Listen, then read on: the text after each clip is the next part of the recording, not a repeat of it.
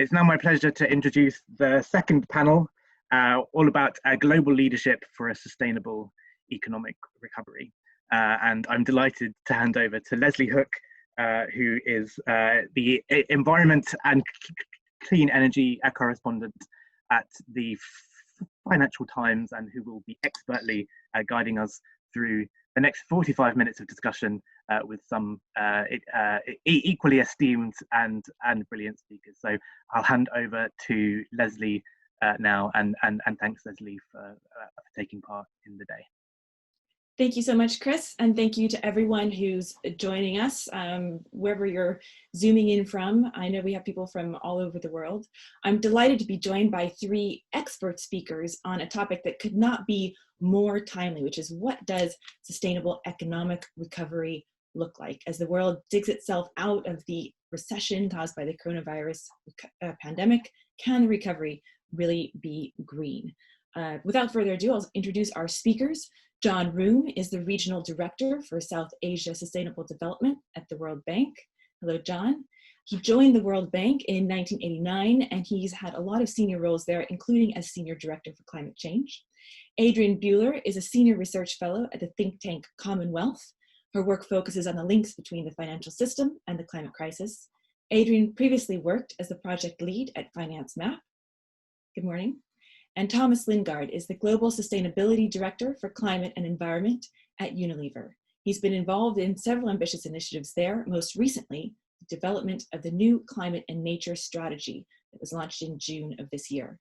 That included a commitment to target net zero by 2039 and the launch of a €1 billion Climate and Nature Fund.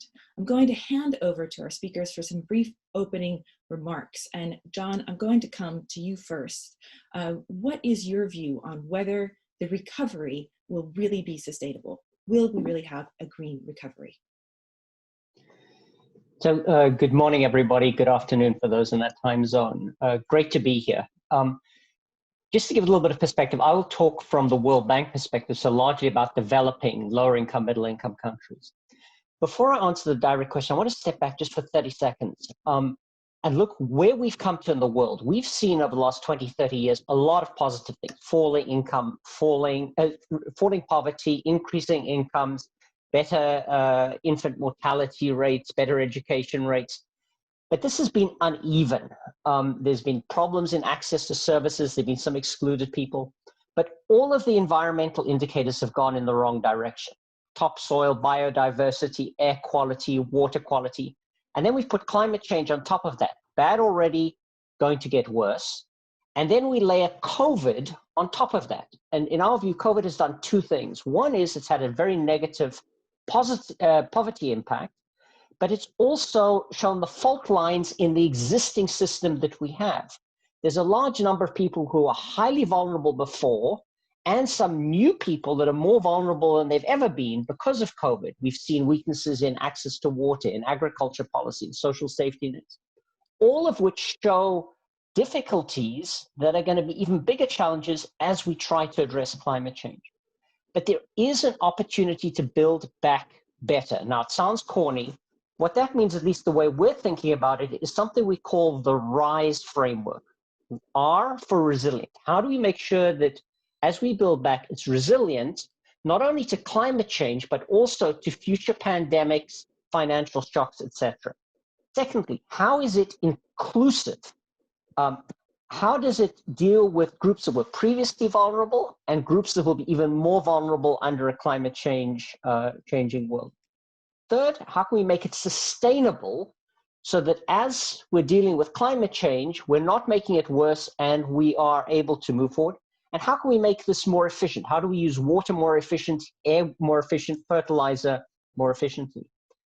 Our sense is if we can do this, this RISE can actually, and again, the chance of getting corny, become a prize. Put a P in front of that, productivity, because a very important part of this is to get the jobs and the increase in incomes for people. Our sense is that if we do this right, there is this so-called triple win. You can do this in a resilient, low carbon, and economic growth way.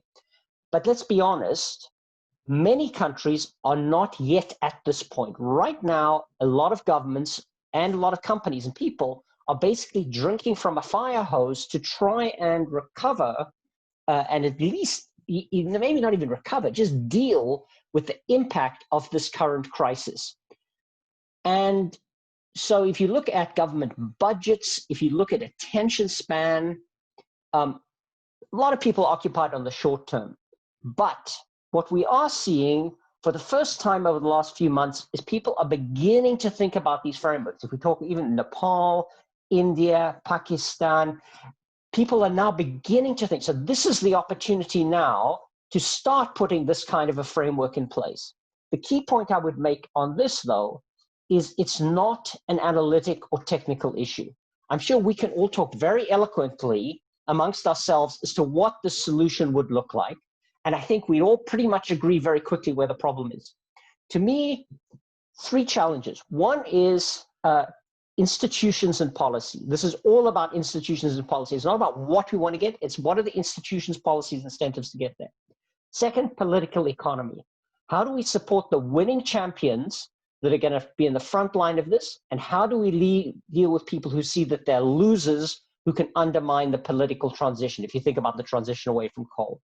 And then third, we've got to find some way of balancing the short-term pressure that I talked about earlier with the longer-term opportunity. We can easily make a case that if we do this right, in 10 or 15 years, things are definitely going to get better.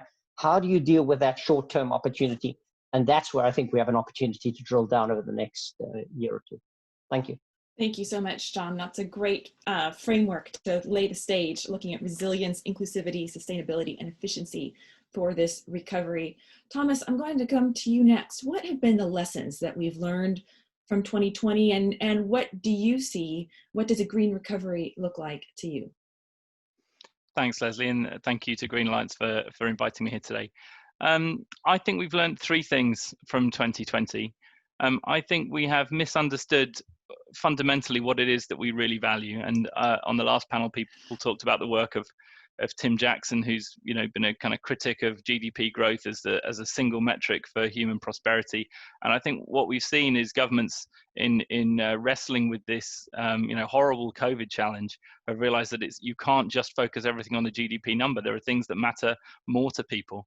That might be the health and well-being of their loved ones. It might be access to outside space and nature and mental health. We've seen a total transformation in how we think about essential workers in our society, and people starting to ask some really deep questions about why are these people who are so fundamental to our well-being often at the bottom of the tree in terms of pay and quality of life. So I think we've unlocked a sort of Pandora's box of massive economic questions about how we structure our societies, and I think that's a good thing. And I think the impacts of that unlocking will go very, very deep and for a long time. The second point I would say is, even through a narrow economic lens, even just looking at economic growth, we have hugely undervalued the value of resilience, and John talked to this. These threats to the economy in the traditional sense, which are maybe known but considered unlikely or distant or applying to another part of the world, have not been sufficiently factored in to how we think about public policy, public investment, and so on. And pandemics and COVID in particular are very similar to climate change in many of those characteristics. They're quite easy to ignore if the electorate's not demanding for resilience investments to be made. We know that politics can be quite short term, and leadership is all about not just responding to the short term pressures, but balancing those long and short term pressures. And so I think we are starting to ask questions about, well, okay, we did know about pandemics, we did know about the risk. Many of you will have seen that amazing TED talk from Bill Gates from 2015, which is just sort of spells out exactly what's happening now 5 years in advance. So we can't say we didn't know on COVID, and we can't say we didn't know on climate change, and we will all be held to account if we fail to now act on climate change, given what we know. And then the third thing I think that we've learned is that governments can, if they want to, take really bold steps in using public policy levers to shift the direction of society for the public good. For a long time when we've talked about environmental policy, we've really talked about tinkering around the margins. You know, do we go for a 5% VAT cut on insulation, or you know, these sort of little changes that might shift a policy in the right direction? And suddenly, all through summer, we've had the Chancellor of the Exchequer, you know, buying us lunch, and you know, the government basically nationalising the railways, and you know, now being effectively providing universal basic income to many people who lost their jobs. These are huge policy changes, which, you know, a year or two ago, people would have thought would just be ridiculous that we could consider these things. And I think it's opening the eyes of people that there are, you know, it's not the case that politics is always the same and it's boring and that you can't do anything if you're in power. There are all kinds of big choices you can make. And if we want to do that on climate change, we want to make some big decisive shifts towards a net zero economy, then we are well within our powers to do that as a society.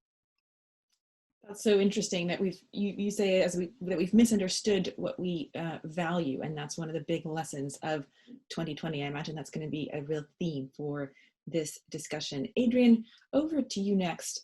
What is your view of the green economy and the green recovery? And do you think we will have a green recovery?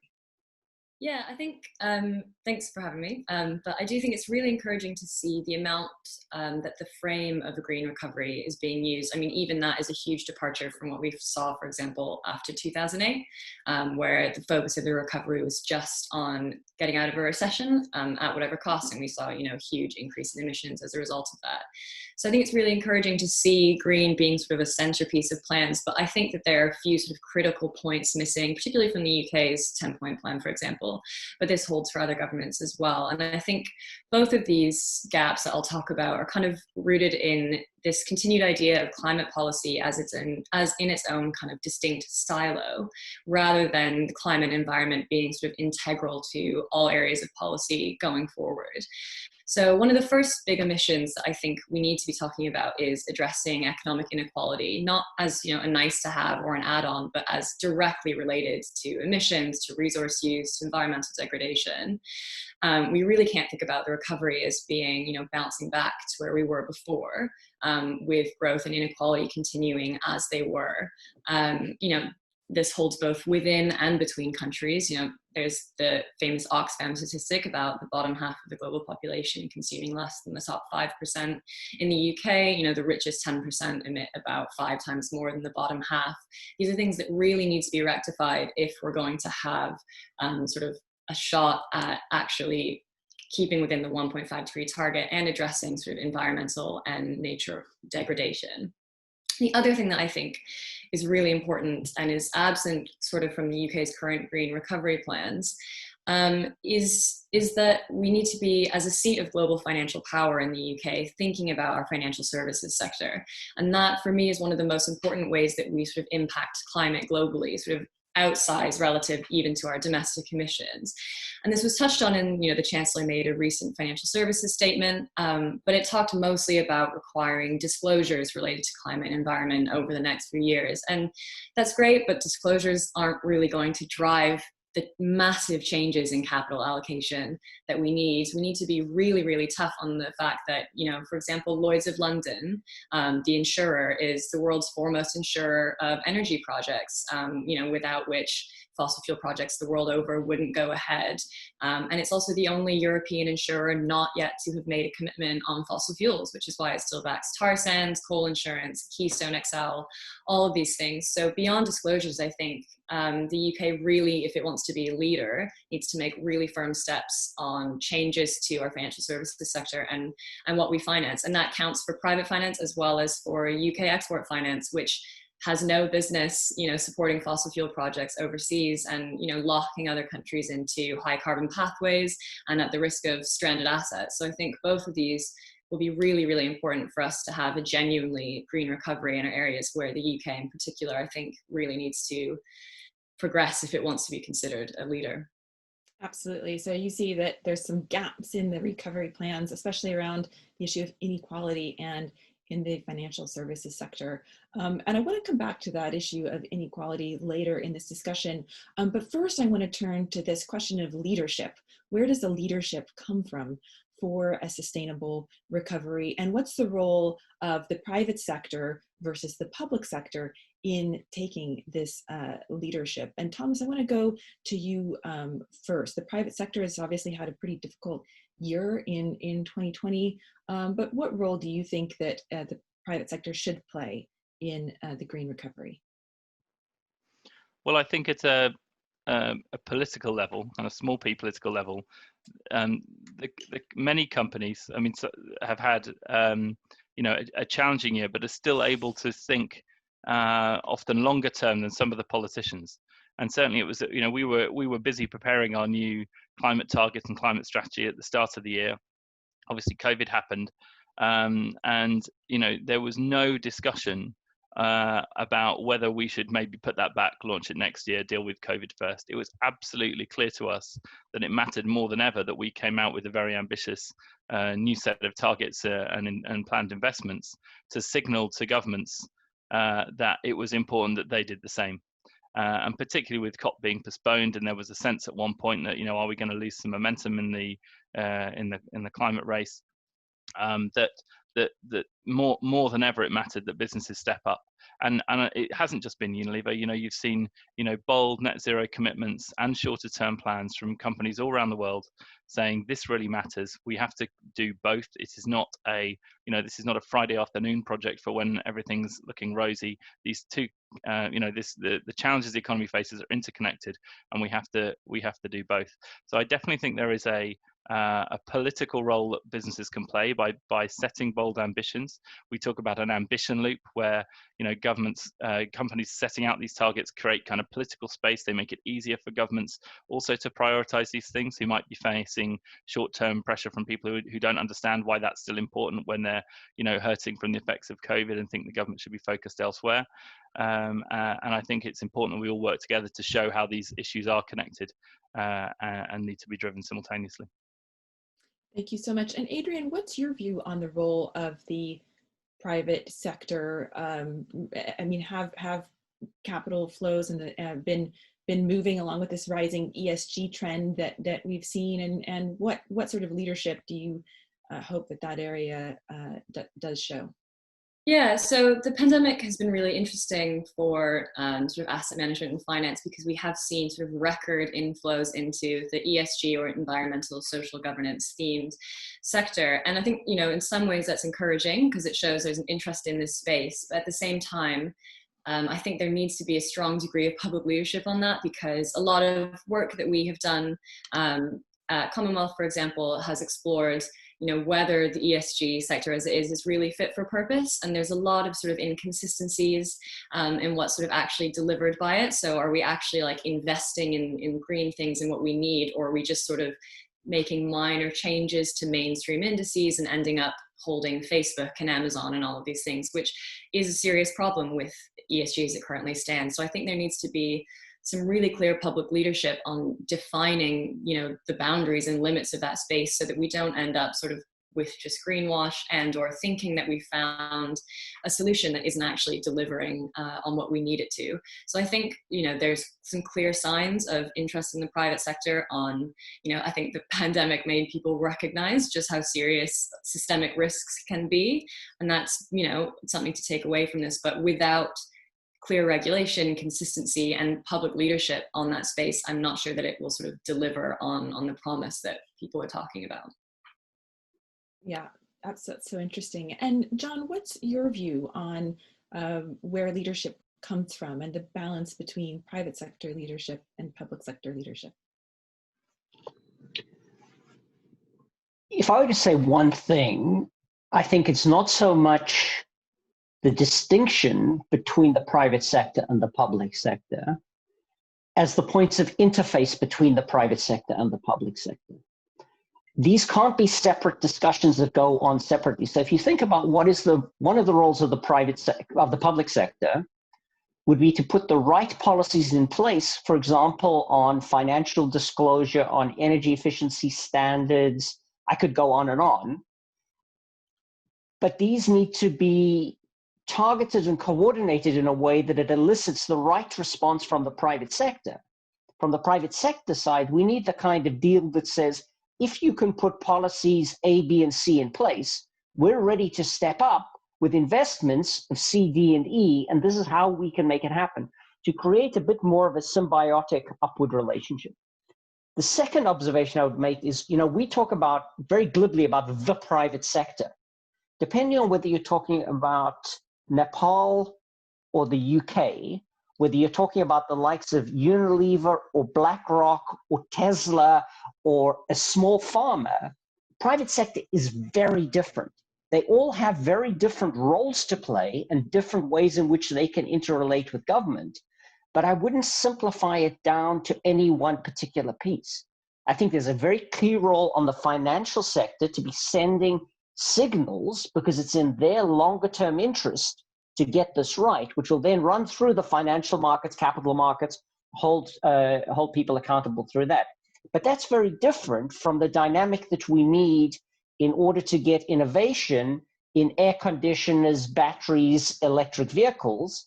And again, it's very different again from small farmers who've got to transition from the kind of agriculture they have now to the kind of agriculture we need in the future. And so I think recognizing this diversity of the private sector and then figuring out how we get the public and private sector to work more synergistically rather than having two parallel conversations. I know I'm simplifying grossly for the purposes of this panel, but that's a contribution. Thank you. Adrienne and Thomas, I saw you nodding along there as John was talking about the interface between public and private and the sort of symbiotic relationship between the two. Is there anything you'd like to add there? I can jump in. Sure. No, it's critical those two things come together. I'll give you one example. So we've set a target to be zero emissions in our manufacturing operations by 2030 without offsets, just trying to get everything to renewables. Long term, short term for heat, that's probably biomass. But I think if the whole world tries and does biomass for heat, we'll have a problem with not enough biomass. So hydrogen is going to be fundamental, and that's what people smarter than me at the Energy Transitions Commission say. Now, where would Unilever start on hydrogen? Like we're not energy experts, we're not hydrogen experts, but the government has in the UK launched a series of hydrogen pilots with some funding. We're now participating with some other companies in the northwest at our Port Sunlight factory with a experiment to get some hydrogen flowing into the factory and to see if we can learn about, does that work in our boilers in the same way as gas, or what changes would we have to make in terms of the engineering or the safety and so on. So we are now working with government money, with other industrial partners to learn more, and then we will share that learning to help accelerate that. So it's a very small example. But Unilever can't go off on its own and say, fine, we're going to develop a hydrogen strategy. It wouldn't make commercial sense on our own for such an early stage technology. But government can make some strategic choices about, where does the UK want to lead? What have we got? Where have we got sort of comparative advantage? How can we put some money in that to get that going faster and bring stakeholders together? So I think there are some good examples of things where government can make decisive technology choices and then run at them. Yeah, thank you. To those of you that are tuning in on Zoom, feel free to put questions in the chat box, and we will get to questions in just a few minutes, and we'll answer as many as we can. Before we get there, I'd like to return to this issue of inequality, which several of our panelists have raised. We've obviously seen a lot inequality increase in many economies during the pandemic. And looking ahead towards a sustainable recovery, will inequality become more or less important in 2021? John, I'd like to go to you first on this. Do you think that the way policymakers think of this issue could change? That's a great question. I think it should change. It should be a part of a greener recovery going forward. Whether it will or not, it's not going to be automatic. I think it's going to need a very deliberate focus.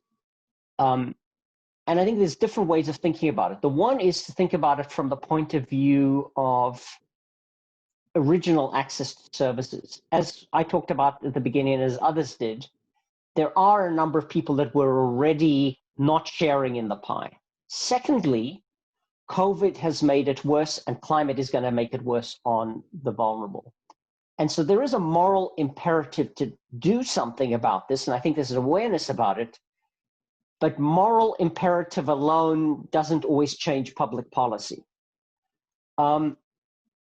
Second observation I would have would be that I think it's getting clearer now that dealing with inequality is going to be important in terms of allowing this transition to take place. You know, on many cases, a lot of countries where we have a discussion about the transition away from coal, the economics is getting much clearer.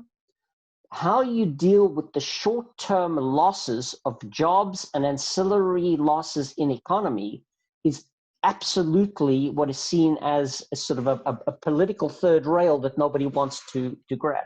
Unless we can deal with that issue explicitly and effectively, we're not going to be able to make this, this kind of transition. On the resilience front, it's absolutely clear that in most countries, social safety nets of various forms are not up to the current task or the task of. So I think there's lots of opportunity here. I think there's lots of win-win. Translating this into the right kinds of political pressure so that we can get a significant number of policymakers to move in this direction is the challenge. I think at least in the countries I work in South Asia, this is now on the radar screen. They're looking very carefully at Indian agriculture to make sure that the smaller and the vulnerable people in that sector can get better and more resilient incomes. We're working in Afghanistan to put social safety nets in place to make households more vulnerable to drought as it comes in. India's putting in place changes in its social protection system to ensure that migrant workers are captured into the system. So I think we're seeing some opportunities, but we're not quite there yet. I think it still needs some more work around these coalitions that I talked about earlier.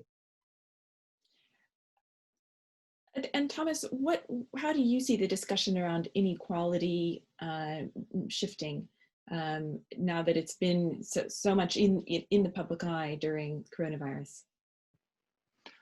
Well, I agree with what others have said. I mean, it's fundamental that the social dimensions of a transition are considered right up front, not as the kind of bolt-on piece on the end. We've seen what happened. I think Sandrine on the last panel, mentioned what happened in France, where they tried to drive policy through without thinking about the social impacts and the yellow vest protests and so on. And I think there's way more scope for us to think more creatively about how policy levers and can be designed to, in a more systemic way, to address some of these inequalities. I was thinking the other day about, the great work that's being done on trying to get rid of petrol and diesel cars and move to electrics. And so we have these subsidies for electric cars. And then you think, well, the NHS has come out with brilliant net zero targets. So like, why couldn't we channel all of the subsidies for electric cars? Why don't we double them, but make them only available to NHS workers or key workers, right? So why don't we target, so we give these nice, new, shiny, clean electric cars to the key workers, and then we create charging hubs around all the NHS infrastructure, because we're going to have infrastructure challenges if we try and put charging points everywhere. So why don't we focus it in particular places? I'm making this up. I'm not an expert in transport policy, but I think people look at the sort of policy issues in silos rather than thinking where are there some cross-cutting, really interesting things that we could do that both deal with social inequality and take us on the right direction for climate. And another huge area here is around carbon pricing and fossil fuel subsidies. And John and colleagues at the World Bank have kind of done huge stuff on the potential for fossil fuel subsidy reform. I think at the last financial crisis, I think it was Ireland who used the opportunity, if I can call it that way, of the financial crisis when oil prices started to tank to bring in a carbon tax to help fill the hole created by the deficit, right? So we're seeing record low oil prices. We are seeing some countries, I believe Nigeria, John probably knows better than me, starting to pull back some of the fossil fuel subsidies in the economy so the consumer effectively doesn't notice the change in the oil price and the government pulls some of that money back in. So again, fossil fuel subsidies incredibly damaging to the transition because of the way they skew the balance between fossil and renewable energy sources. And we can use these kind of moments of volatility in the economy to start to restructure some of those embedded fiscal policies. Thank you, Thomas. And thanks to all of you who have been putting questions in the Q&A. We will get to those in just a minute. Please ask away and we'll answer as many as we can. But first I wanted to ask a bit about the role of individuals and also the consumer. And Thomas, I'm going to come back to you for this one. You talked about how values have changed, or what we value has been reassessed in the pandemic. What changes have we seen in consumer behavior, and can individuals also show leadership in making sure that the recovery is sustainable?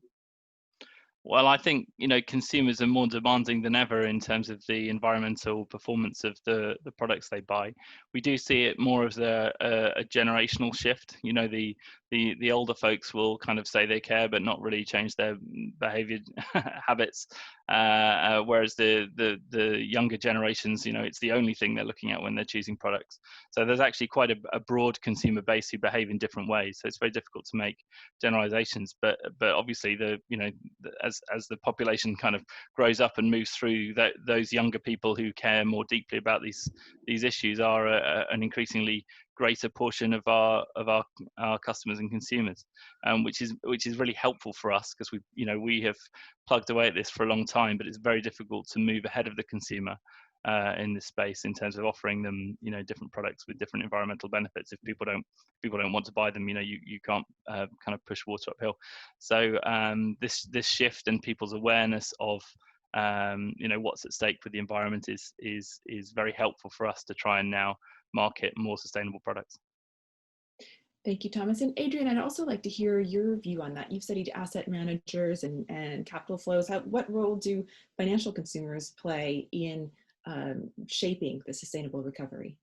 Yeah, absolutely. I will come to that. I just wanted to add a quick point on the inequality question just previously. Oh, yes. Yeah. So I think John was absolutely right in saying that inequality should become clearly a focus after the pandemic, and you know, there's a risk that that doesn't happen.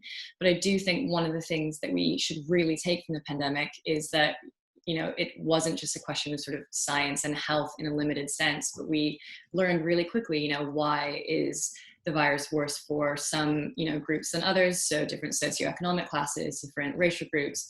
And a lot of that comes down to, again, the fact that certain people couldn't stay home because they didn't have the financial means to do so, and sort of addressing all of those challenges. And I think there'll be a lot of mirrors of that in climate crisis, especially if we're going to talk about individual behavior changes, as Thomas did there. You know, a lot of the time structures simply aren't in place for people to do that in a way that is, you know, financially feasible and can be met by the conditions of their everyday lives. And again, that has to be a huge focus if we want to be able to support people in making those changes. And on the financial services question, I think a big part of this is that, you know, pensions, for example, are a really good source of where we could start driving change, right? That's probably the biggest way that people interact with the financial system, particularly with the onset of auto-enrollment in the UK. So many of us are part of the Nest government-backed pension scheme. But right now there's this huge sort of democratic deficit in how we can express the need for, you know, climate to be reflected in that. And there have been some policy changes brought in that pension funds, you know, have to consider climate. But I think, you know, as a young person who's looking to, when in theory I would be realizing, you know, the returns from my pension, you know, 40, 50 years from now, you know, we need to be taking it much more seriously. And I think there needs to be a way to give people the opportunity to really express the fact that they would like to see, you know, radically taking climate into account through that. And because pensions represent such a huge part of our financial system, I think that would have sort of like tremendous impacts as well. Yeah, so seeing the pension holders as a real force for change. I'm going to hand over now back to Holly at the Green Alliance for a couple of our audience questions. Thanks, Leslie, and thank you to everyone who submitted questions in the Q&A box. So the first question, which received the most upvotes, is from Sophia Varley, and she asks, analysis shows that the UK is progressing in the right direction in a green recovery, but that in many countries, stimulus packages will have a more negative impact on the climate. Green Recovery statement by the High Ambition Coalition has ambitious targets such as 60% of fiscal recovery spending on green economy and low carbon professions. Should the UK consider signing up to the Green Recovery statement by the High Ambition Coalition and put diplomatic pressure on other high emitting countries to sign on too? Thank you so much, Holly. John, would you like to tackle that one? Should the UK sign up to the High Ambition Coalition? I want to be a little bit careful not to be too prescriptive on that. It's not exactly in my central mandate. But what I would say is that I think it's very important for developing countries that have the space to do this, to lead by example and to lead in terms of the level of ambition that we see in these recovery programs. I think if we look back, there's enough economic evidence that shows even from the 2008 recovery, no matter how imperfect it was, Korea made this greener than most and they benefited from it. And so I think the case is certainly there. How much incremental political gain there is for signing up to Alliance X or Alliance Y or Statement X or Statement Y, I don't have a clear view on that right now. In terms of diplomatic pressure on high emitters, I'm not really sure what the benefits are and the trade-offs are between diplomatic pressure on the one hand and supportive measures on the other. So I know a lot of the countries where I'm working, if you look at, it even talks about, okay, green recovery and everything else, but honestly, if you look at where that expenditure is and how much space they have in their public expenditure programs, when revenues have been hit tremendously, and many of them were up against borrowing ceilings and debt ceilings, all they're trying to do is recover at this point, and just to help get some cash in the hands of the most vulnerable, get the vaccines, get the PPEs, this kind of stuff. And so it's a very short-term focus at this point in time. Finding ways to get access to finance going forward, supportive policies, is an important part of this, to try and get this balance right. I think building a coalition and some common thinking that everybody is doing their part to grow back in a greener, more resilient, low carbon way, I think is important. But as I said, we need to get the balance right between the carrots and sticks and the diplomatic pressure and the support as it goes forward from those that are capable of supporting others in those. Thank you. Thank you, John. Holly, are there more questions? Yeah, so the next question, which caught my eye, was from, I think this one is anonymous. What role do the panelists see for tax in the green recovery, particularly with regard to this question about inequality? Thank you. So what's the role of tax in the green recovery? Thomas, would you like to take that one? Well, we talked a little bit before about the sort of broader fiscal changes you can make. Can you take the advantage of oil prices being low to start to pull back from fossil fuel subsidies? That would be a key one. I mean, clearly there's going to be pressure on governments to fill the coffers and thinking about how to do that.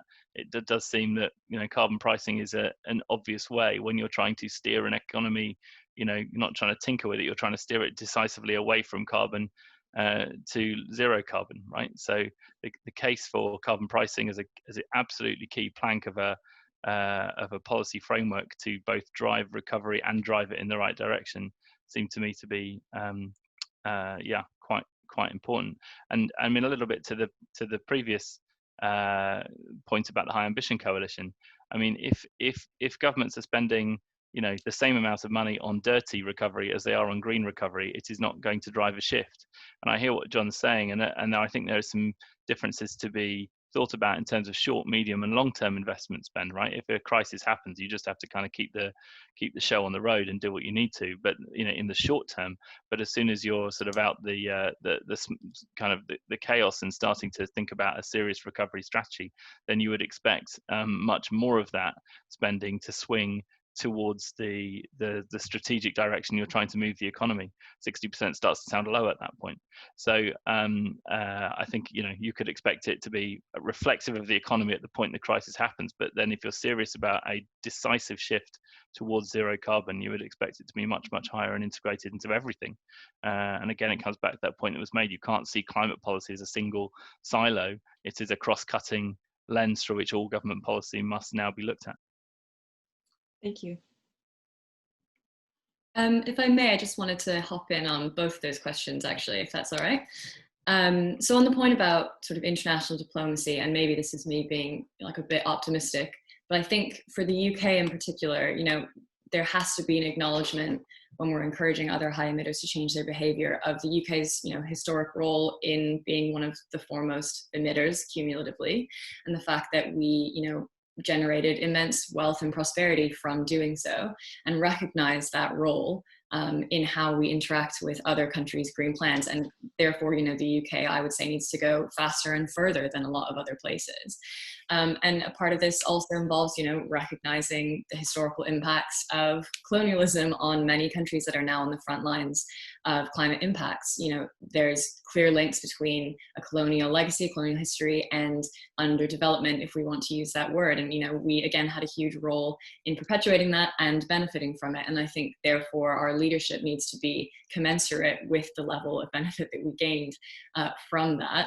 And the other point that I would make on sort of that level is that at the start of the pandemic, we saw record outflows from so-called emerging markets investments as investors sort of panicked, and that absolutely crippled the finances of many countries that, again, will be on the front lines of climate impacts, when they need them most. And so we've talked, or the G20 has started to talk a bit about temporary debt relief, but I think the UK should be pressuring for a lot more than that in order to enable other countries to not only engage in climate mitigation, but also the necessary adaptation measures that they'll need. And on tax in the UK, definitely, carbon pricing is one thing to think about, but when we talk about it, I think we have to remember that, again, climate is intimately related just to economic inequality. And so things that would be really simple and have benefits to economic inequality, to people's incomes, would also be really beneficial for the climate. So a much more progressive income tax system, things like taxing capital gains at the same rate as other forms of income would be huge. And these are ideas that have been floated. But again, they're sort of dry kind of interventions that would inadvertently, I think, have a significant impact on climate and environmental sustainability. Thank you so much, Adrienne. So the UK, as a big emitter, really needs to do more. And you're also looking ahead there to COP26, which I know we've barely talked about, was covered very well in the previous panel, but hope we can return to that in our final minutes. Holly, is there any last question from the audience?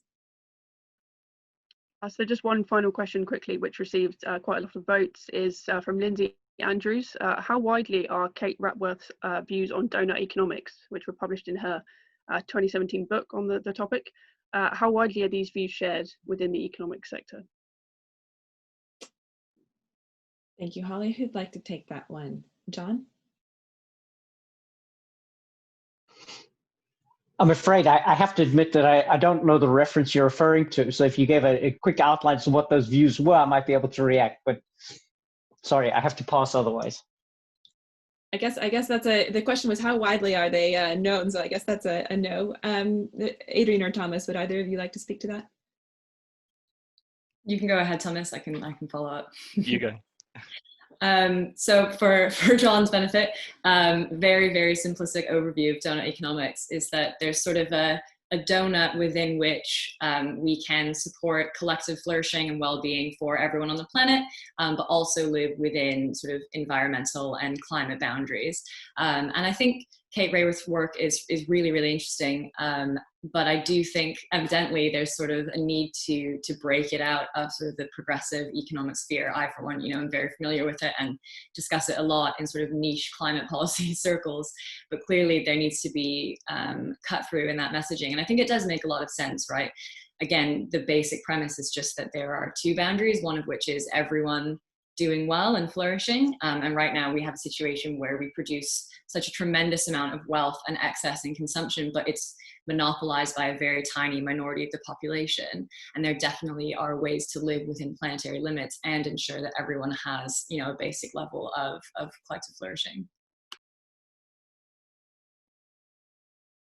I would just say that I'm not an economist, so I certainly can't speak for the penetration into the economic sector, but we're all very familiar with Kate's work here at Unilever and have brought her in to help us think about our own strategy. And yeah, it's fantastic work and very hard to disagree with. So I'm sure it will penetrate into mainstream economic thinking eventually. Thank you so much. Well, we've only got a couple minutes left in the panel. And before we sign off, I'd like to ask each of our panelists to look ahead at 2021, COP26. What is one thing that you think needs to happen to make sure the recovery is green? We've had so many ideas, this wide-ranging discussion, but if you had a magic wand and could do one thing, what would it be? John, over to you first. Tough one. Maybe let me go to one of my old standbys. I'm sure Thomas has heard me say this before.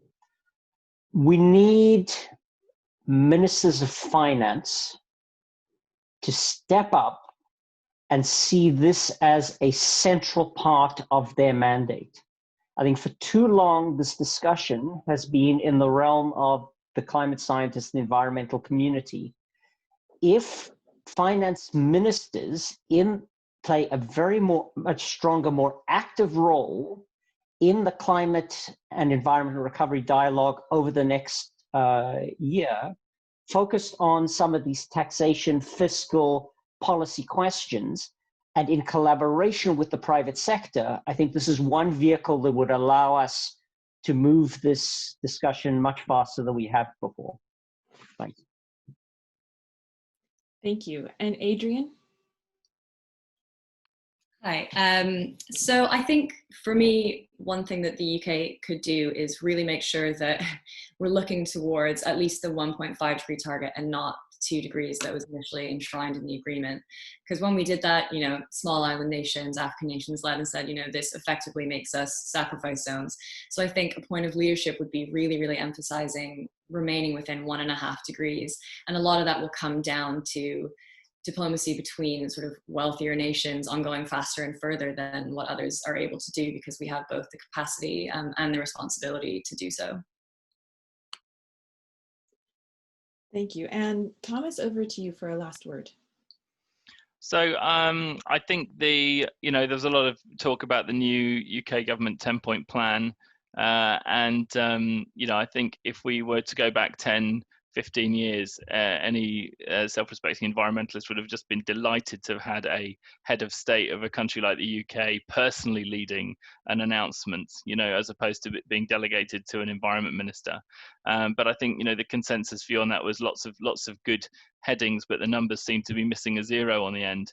And I think we've got to now back up the very good intentions that we're seeing from the government with much more serious investment plans that will give industry some confidence that there will be a decisive shift in the direction towards net zero. And I'm optimistic that we will see that. Thank you so much. Thanks to all the panelists. This has been full of illuminating discussion and food for thought. And on your final points, John said if he could do one thing, he'd like ministers of finance to step up. Adrienne said she hopes that the UK will really look to 1.5 degrees as the goal, not well below 2 or something vague like that. And Thomas hopes the UK will add a 0 onto that funding for the 10-point plan. Thanks to all of you watching. Thanks to all the distinguished panelists. And Chris, back to you.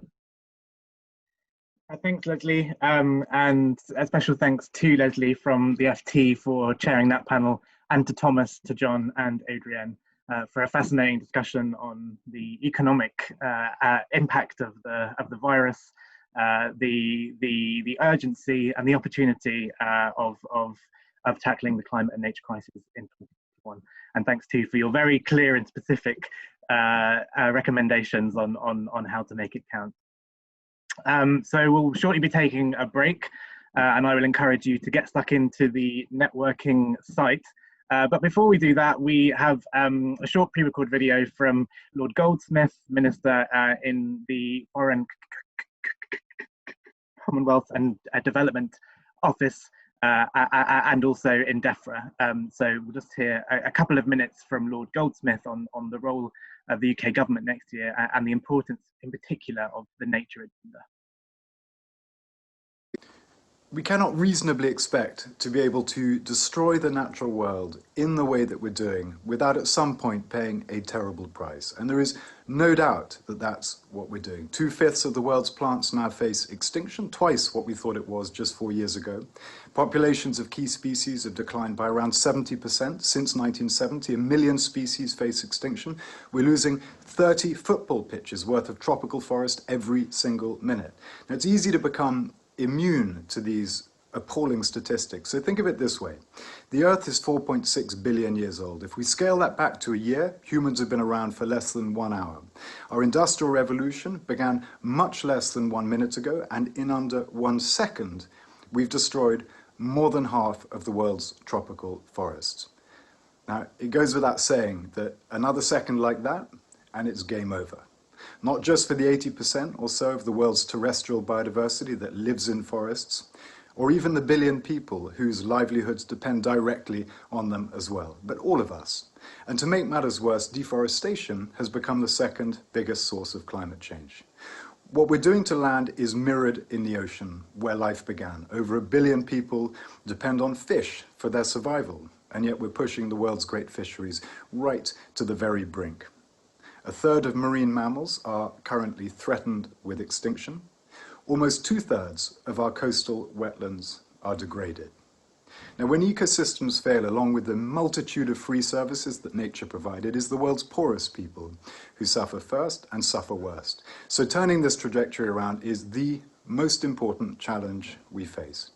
Now, in terms of carbon, we are undoubtedly seeing progress. The cost of renewables has tumbled. Zero emissions vehicles are on the cusp of going mainstream. The market, in many respects, is racing ahead of the politics. Now, I'm not suggesting complacency. We need to ramp things up. And as COP presidents, we are stretching every sinew to achieve that. But when it comes to nature, we still have a very, very long way to go. And that has to change, because technology alone is not going to save the day. There is no pathway to tackling climate change, poverty, biodiversity that does not involve protecting and conserving nature on an unprecedented scale.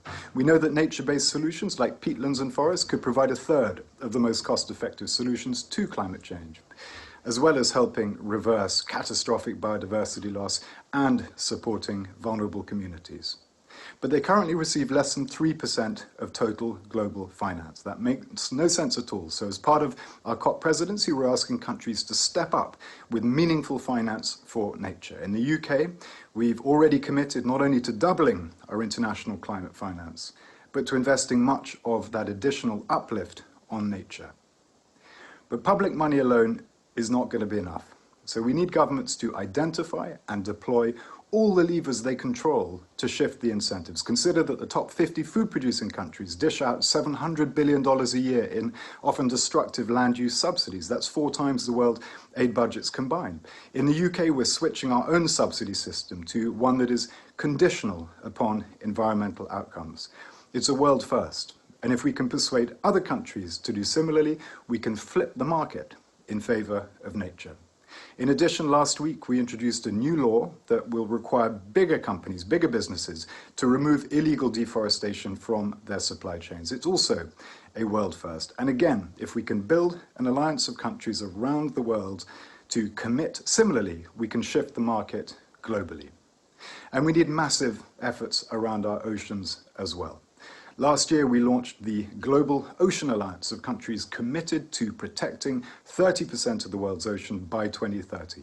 Our own Blue Belt program of marine protected areas around our overseas territories now protects an area larger than India. And only last week, we announced a major extension to the Blue Belt, a new marine protected area around Tristan da Cunha in the South Atlantic, an area 3 times the UK. We're also launching a new Blue Planet Fund early next year, £500 million. And we're pressuring for a new global agreement to coordinate action on marine plastic litter and microplastic, one that goes far beyond existing frameworks and which will create the same momentum that we've seen with Paris for climate and the Montreal Protocol in relation to ozone.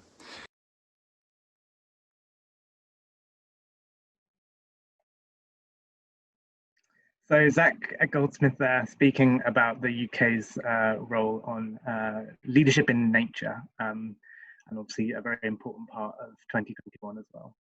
So that's it from us for this morning. Thanks to everyone for joining those a few sessions.